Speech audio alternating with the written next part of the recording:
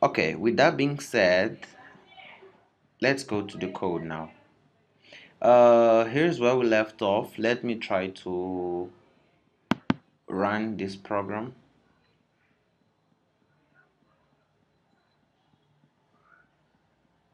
Meanwhile, I can organize some stuff here.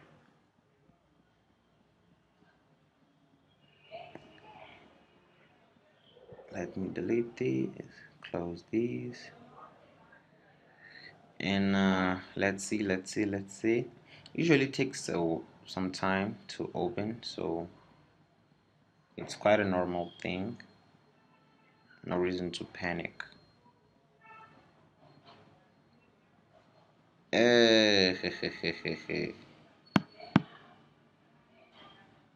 This right here is not good. Let me see what's happening. I guess that maybe I have horizontal list. Let me open. Where is the file?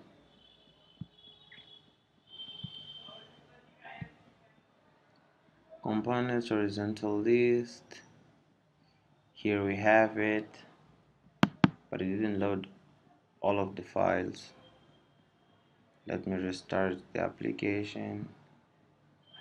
Okay, all set. Now our goal for today is to create the grid view here and all of that good stuff. Okay, let us start working then.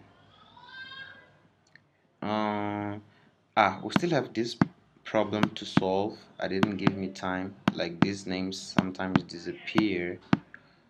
But since it's not a major problem, I will solve this.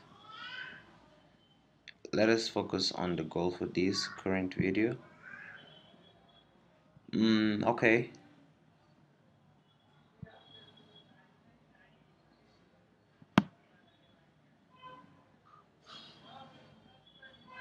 Let us work now. Okay, how are we going to do this? First, let us come in here. Let me zoom in to make sure to make sure this is visible for you too.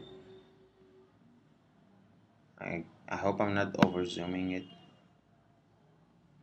But anyways, let me copy this and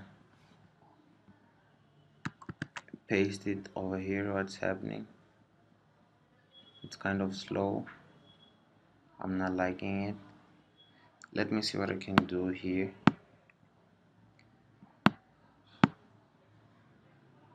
This click sound is way too loud. I know that you guys can hear that. I'm trying to minimize this app so I can show you. Okay, this is what I wanted. uh, you see, for this app we don't have that problem, that disappearing problem, so I'll just take a look over here and see what's missing or what's the difference. But for now, let us focus on our app. Okay, here I'll write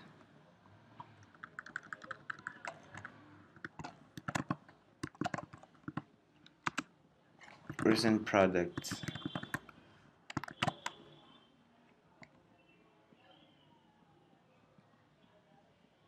Somehow that's not enough. Let's give it 12 for the padding. Still, this is way too close. For this, you just have to increase here the padding value.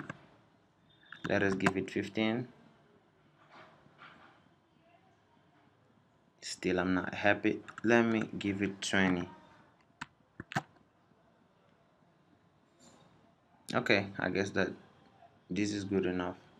Now let us start with the actual work. I'll comment here grid view. Oh, okay. We are going to use a container. For this container, we are going to give an attribute called height, and for the height we're going to give 320. And these values I tested them I tested them before, that's why I'm giving them like that, you know. And after this, child, and I'll create a class called product.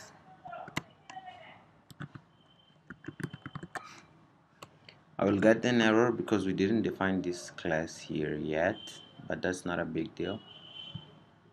We can do that just in a matter of seconds. Okay, I don't want to define it here, so to make our lives easier, let us open. And don't worry about these errors, it's simply because we didn't define this class product, but we're using it. I will go over here to the components. We'll create a new Dart file, and let's call it products.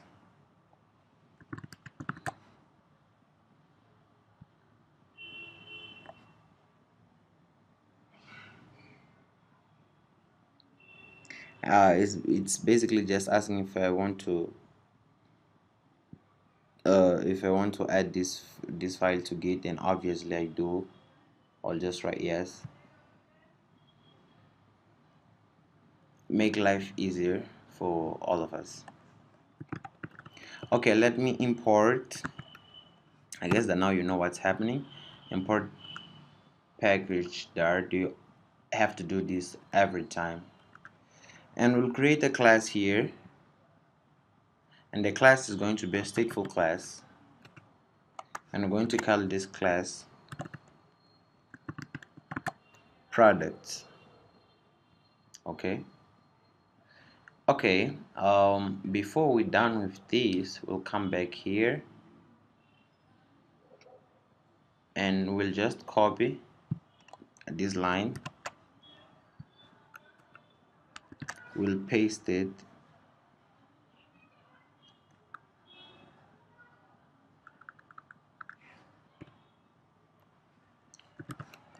slash products.dart.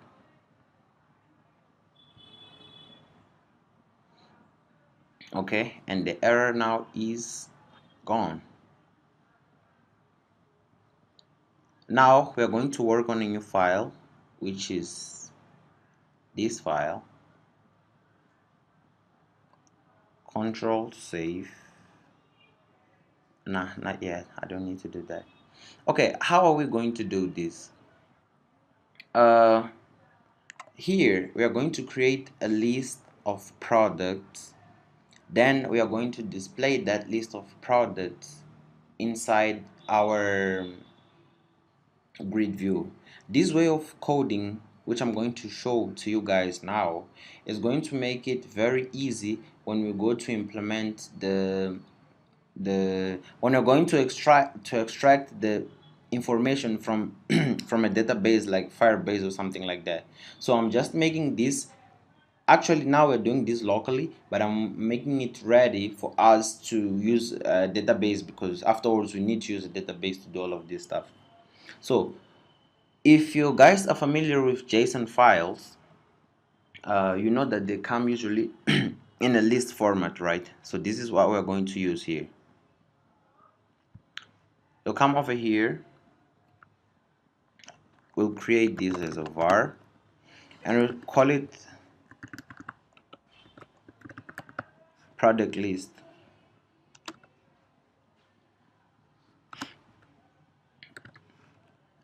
Then we have it. Okay, I will just put the semicolon here. Inside of this product list, we are going to create maps. If you're new to these concepts, it basically means list, as the name says, is a group of things. Like we are grouping uh, different things together.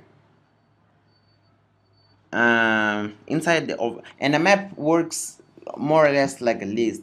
We have some basic difference for that, but it's pretty the same thing at the end of the day. Like the goal of both maps and lists are grouping things together. So with that being said, let's create some maps inside of that list. To create a map, you use these curly braces, and inside of this we are going to give attributes. Like we have key value, they call these key value pairs. Like we are going to create a key and we're going to assign a value for that key. So every time we want to access the value, specific value, we can just use the key. If you have worked with JSON files, I know you know what I'm talking about, because most of them are going to come like this. And Firebase also, we're going to work with JSON files basically. Okay, so we are going to create a value called name. We are going to create a key, a key called picture. Picture.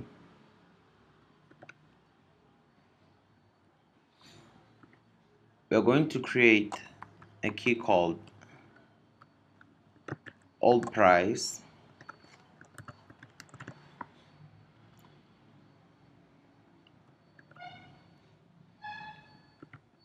And finally, price. I guess that this is enough for the product description.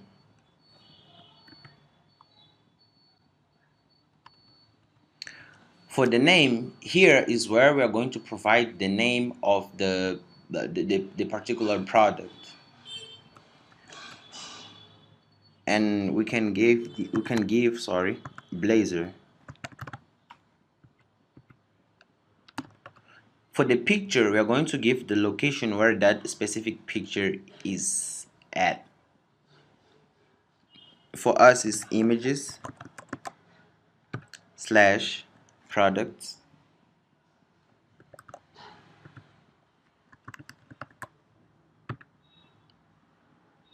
slash I'm giving the location of these, right?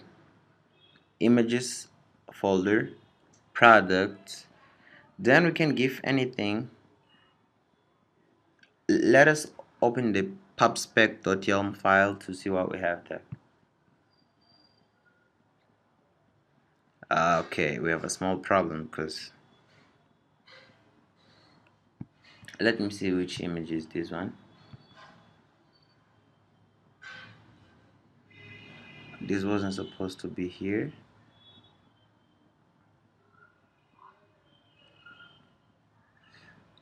Okay, I just realized that there are a couple images missing here for that file.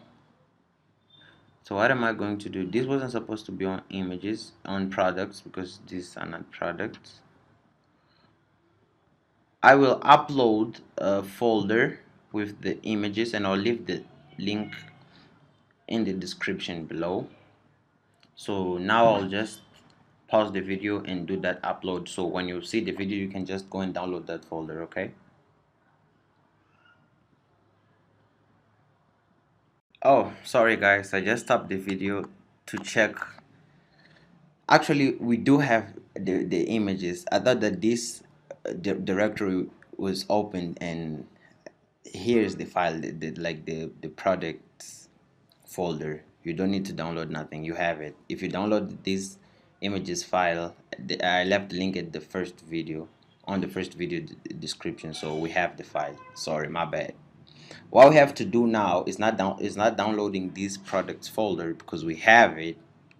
It's just do what I believe we already know. I'll just write images slash products slash, let me find one, Blazor 1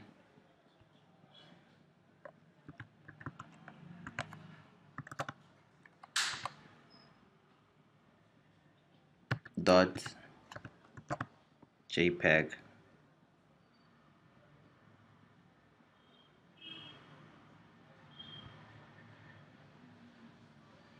Okay, no big deal whatsoever. Let me just do another one with you guys. We don't need to write all of that again. Copy. Now we're going to put here dress 1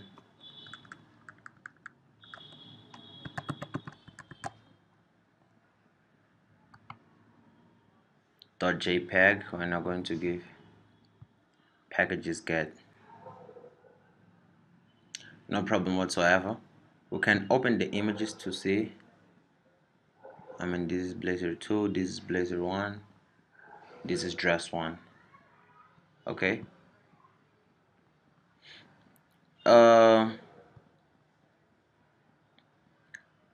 Here we're going to give the images location.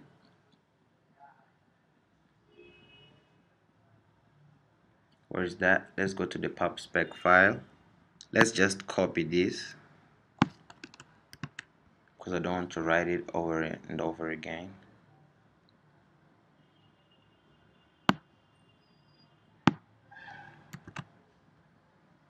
For the old price, just give anything. You can give 120. And for the new price, you can just give 85. Okay, so what now? Now we can do the following. We can copy this map and let us create a second one. You can create as many as you want, or at least you count the number of images you have here and you create that many maps. Here we can write red dress, then here for the location we're going to give dress 1. For the prices, let us give it $100, and now it's only 50, half the price. Okay, we can do this multiple times, but I know that you guys can do that for yourselves. What will I do now is, for now, come outside of this. Let us create a stateless class. We are going to call that class, just put stl stateless,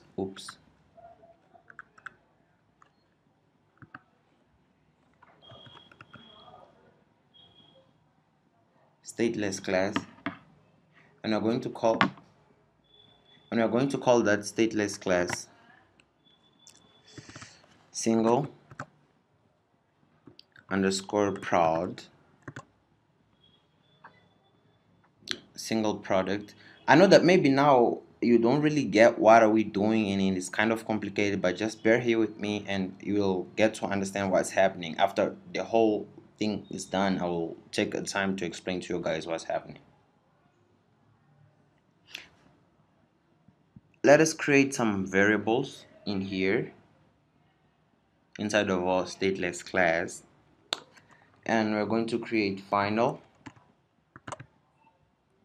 The first variable is going to be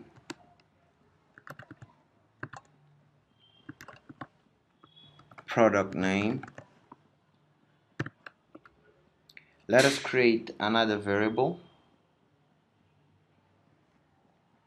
final, prod picture, final, prod, what else, old price,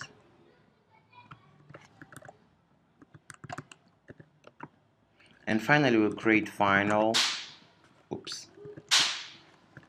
prod price, misspelled this, price.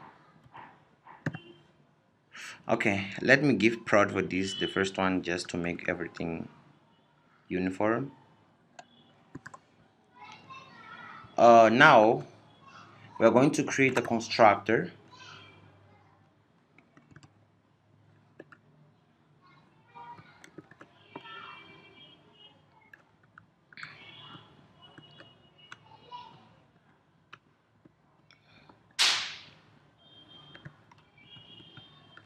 and here we're going to do the following.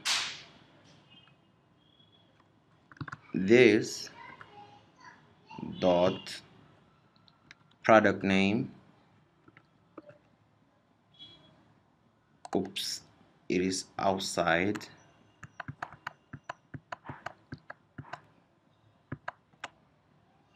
I was supposed to be in here. This dot product name, comma, this dot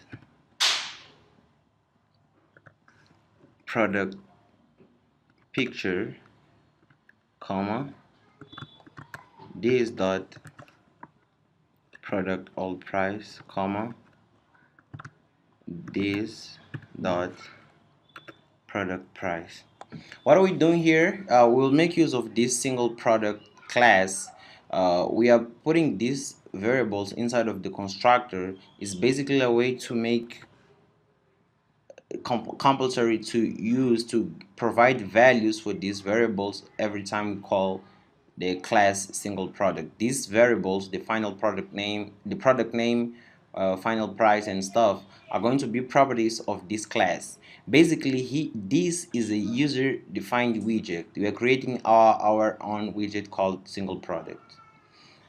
Well guys, I guess that this video has been long enough. I will have to stop here and we'll continue from here on the next one. See you.